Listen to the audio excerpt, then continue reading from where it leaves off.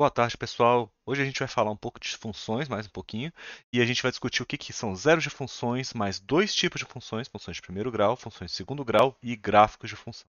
Então, zeros de função ou raiz de uma função são valores especiais que você fornece a uma função f, tal que o resultado da função aplicada nesse valor é igual a zero. Então, vamos dar alguns exemplos do que são zeros ou raízes de uma função. Então, para esse exemplo A aqui, imagina que eu estudei a função f de x, que tem essa lei de formação x menos 4.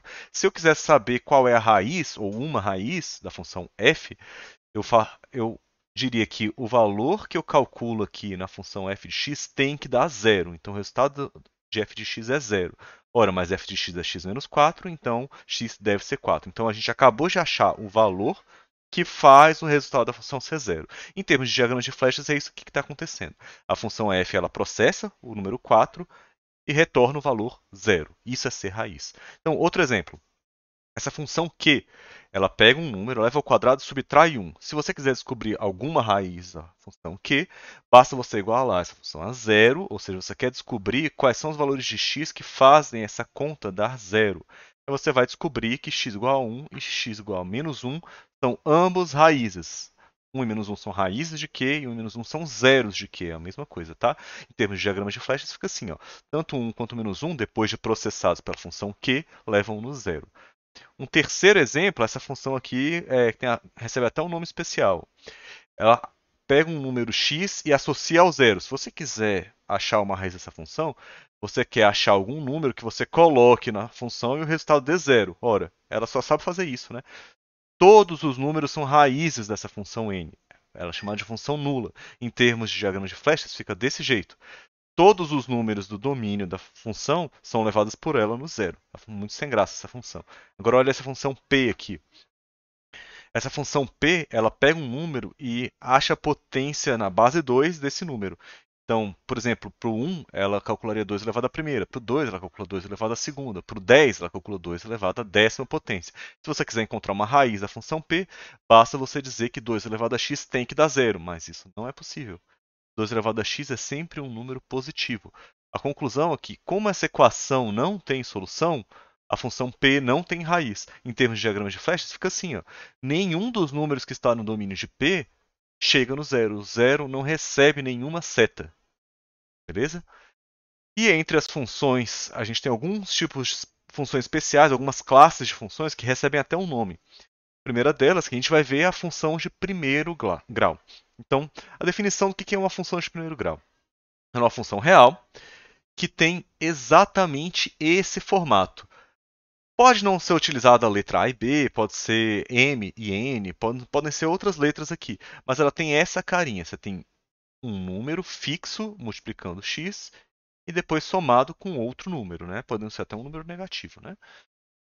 E ela chama-se função de primeiro grau porque o maior expoente presente na variável independente é 1. Esse formato aí que está, uma explicação de por que a gente chama de função de primeiro grau. Às vezes a gente chama de função afim, tá? Mas toma cuidado. Algumas pessoas se referem a esse tipo de função como função linear, mas função linear é outro objeto. Essa função que eu estou mostrando para vocês que está com esse marca-texto aqui é a função de primeiro grau ou função afim, tá bom? Alguns exemplos de funções de primeiro grau. São essas F, G, H e I. Está vendo que todas elas estão nesse mesmo formato?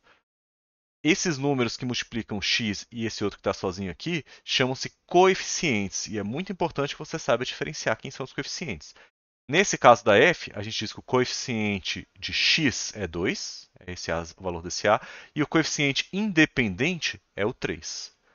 Na g, o coeficiente do termo de primeiro grau em x é menos 1, que é o número que está multiplicando x aqui, e o coeficiente independente é 1. Na h, a gente tem, olha só, raiz de 3 como coeficiente de x, um número que multiplica x, e menos π como o valor de b. Repare que o número de b pode ser negativo. Subtrair π é a mesma coisa que somar menos π. E para essa função i, que eu escolhi a letra i porque é identidade, é o nome dessa função aqui, ela associa um número a ele mesmo. Eu tenho o coeficiente de x igual a 1. Você pode imaginar que esse x aqui está sendo implicitamente multiplicado por 1. E você não está somando zero. Você não está somando nada, é o mesmo que somar zero, né? Olha só, o b é o zero. Beleza, pessoal? E uma outra coisa que a gente pode tentar fazer é calcular as raízes dessas funções que eu acabei de apresentar. O que são as raízes de uma função de primeiro grau? Olha só, o processo para todos esses quatro exemplos é exatamente o mesmo. Você quer que o resultado dessa conta seja zero? Então você coloca a lei de formação com o resultado dando zero e tenta isolar o x.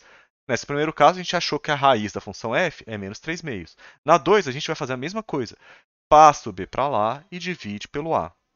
Achamos que a raiz de g é x. A raiz dessa função h, você vai pegar a lei de formação, igualar a zero, passa o b para lá, trocando sinal, né? Aquela a gente já conhece, porque você está somando π dos dois lados, nesse caso. Depois divide pelo valor de a e a gente acabou de achar a raiz da função h, π sobre a raiz de 3. Feinho, mas bom, é isso, né? E quem é a raiz dessa identidade?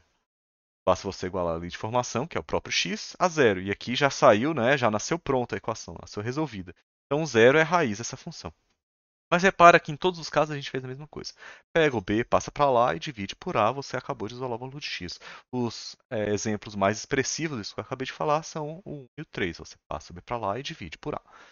Então, repara que nesses casos, fazendo a mesma coisa, a gente pode bolar uma fórmula para você resolver automaticamente qualquer raiz de função de primeiro grau. Então você passa o b para lá e divide por a. Só que não é uma boa ideia a gente utilizar essa fórmula, ainda que ela funcione, né? Ainda que isso resolva, já te dê de presente a raiz de uma função de primeiro grau, você não vai ficar ocupando essa cabeça com isso. O processo é muito rápido, é melhor você fazer todas as vezes de novo, passa o b para lá e divide por a, do que você memorizar que a raiz de uma função de primeiro grau é menos b sobre a. Por que eu estou falando isso? Espera um pouquinho que a gente vai chegar lá. Vamos falar agora do que é uma função de segundo grau. Se você tem um pouco de criatividade, você vai descobrir que uma função de segundo grau é algo muito parecido com a de primeiro, só que você ganha um termo a mais, aquele que tem grau 2 na variável x.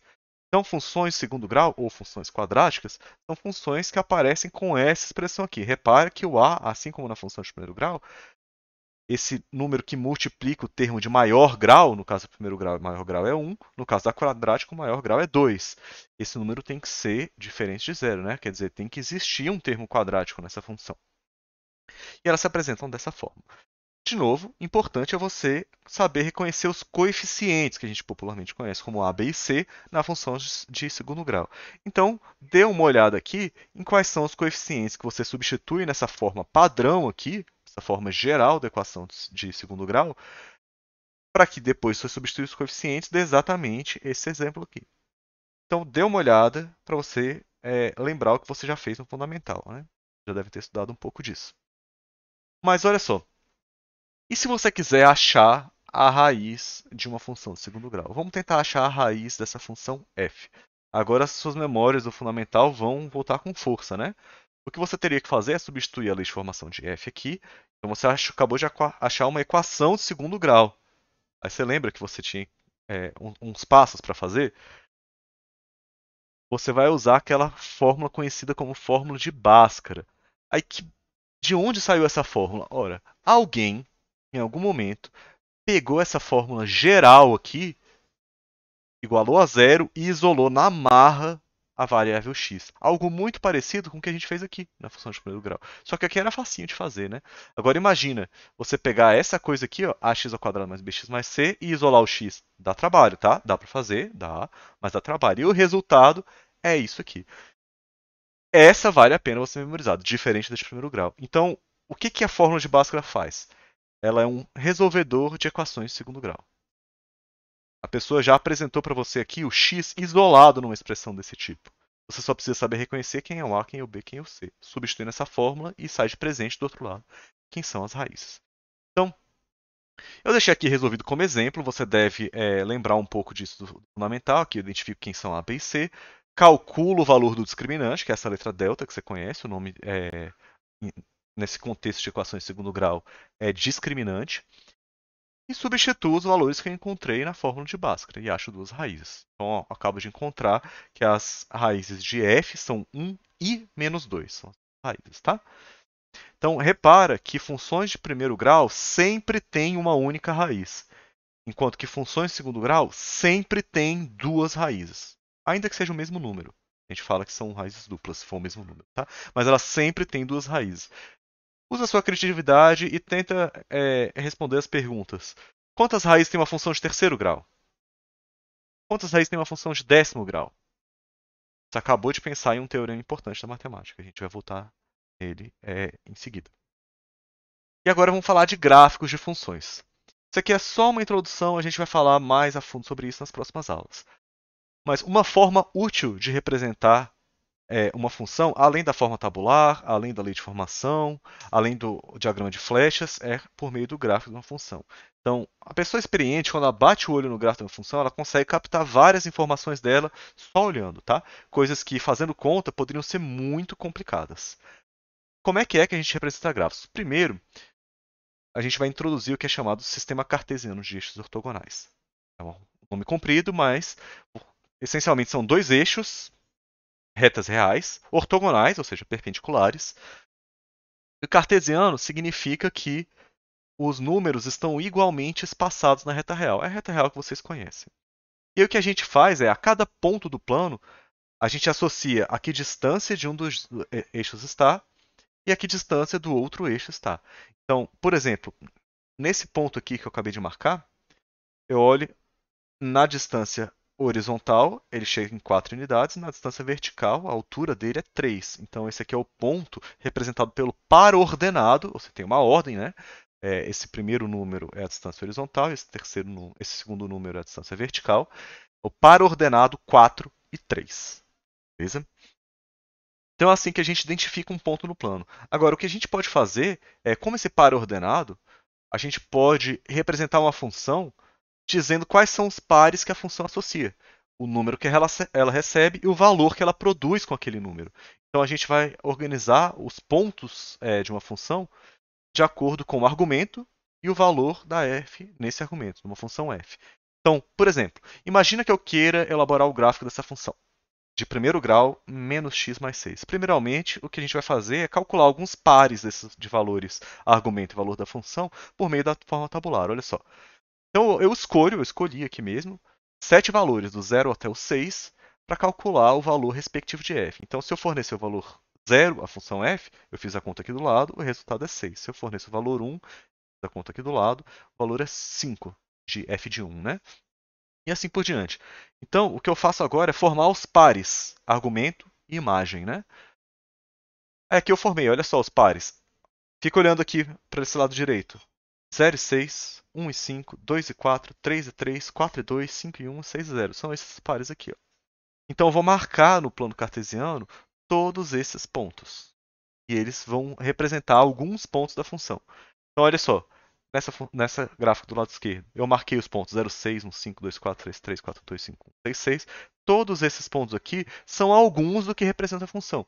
Mas essa função de primeiro grau ela é contínua, tá? Ela não tem só esses pontos. Ela tem todos os pontos entre 0 e 1, por exemplo. Então eu teria que marcar um monte de pontinhos aqui, e um monte de pontinhos aqui, um monte de pontinhos aqui, até formar essa reta laranja toda. Então isso aqui é um pedaço do gráfico da função f, tá? Funções de primeiro grau têm por gráfico retas, são sempre retas, tá? Você acha que é coincidência? A gente vai ver que não é. Então, para você passar o tempo aí e conseguir fixar um pouco desse conteúdo de funções de primeiro grau e gráficos de funções de primeiro grau, façam esses exercícios de A a H, elencando em forma tabular pontos que satisfaçam esse formato de argumento de função e a imagem esse argumento. E façam o gráfico dessas 8 funções. Algumas são de primeiro grau, algumas de segundo grau, e algumas não são nem de primeiro nem de segundo grau, tá? Então tome um pouco de cuidado com isso. Algumas não trabalham, pode ser que você precise usar a calculadora e usar uma régua, tá, pessoal? Na aula que vem eu vou fazer com vocês essas questões. Valeu, até mais.